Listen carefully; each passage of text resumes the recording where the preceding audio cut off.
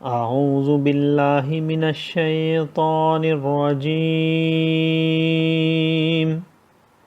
میں پناہ مانگتا ہوں اللہ کی شیطان مردود سے۔ بسم اللہ الرحمن الرحیم، اللہ کے نام سے شروع جو نہایت مہربان رحم والا۔ ان الذین آمنوا وعملوا الصالحات واقاموا الصلاة وآتوا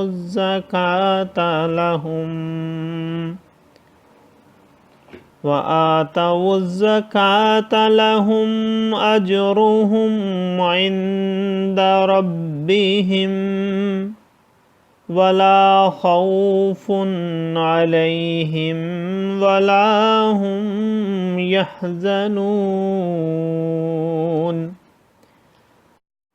يا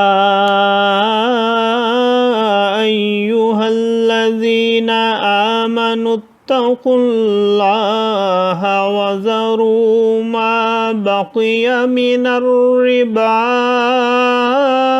إن كنتم مؤمنين، فإن لم تفعلوا فاذنوا بحرب من الله ورسوله، وَإِن تُبْتُمْ فَلَكُمْ رُءُوسُ أَمْوَالِكُمْ لا تظلمون ولا تظلمون، وَإِن كَانَ ذُو عُسْرَةٍ فَنَظِرَةٌ إِلَى مَيْسَرَةٍ وَأَن تَصَدَّقُوا خَيْرٌ لَكُمْ إِن كُنتُمْ تعلمون۔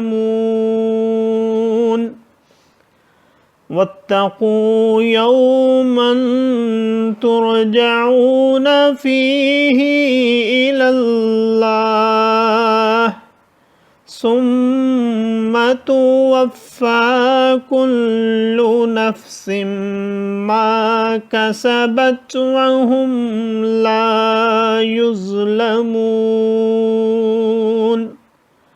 صدق اللہ العظیم۔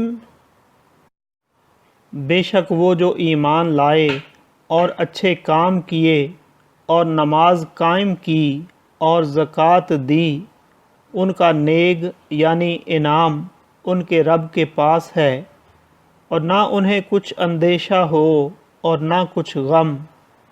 اے ایمان والو، اللہ سے ڈرو اور چھوڑ دو جو باقی رہ گیا ہے سود، اگر مسلمان ہو۔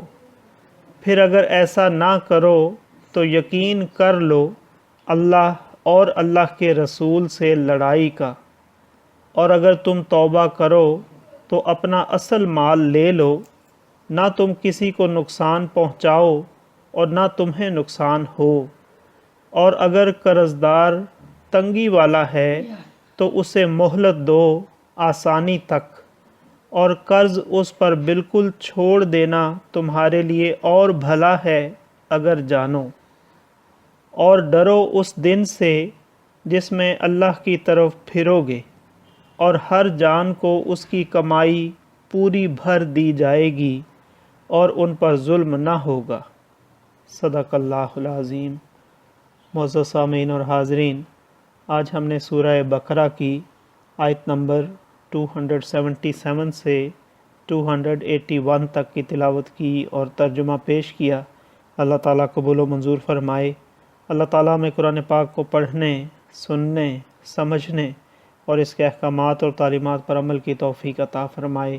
دوران تلاوت اور ترجمہ اگر کوئی غلطی رہ گئی ہو تو اللہ تعالیٰ میں معاف فرمائے۔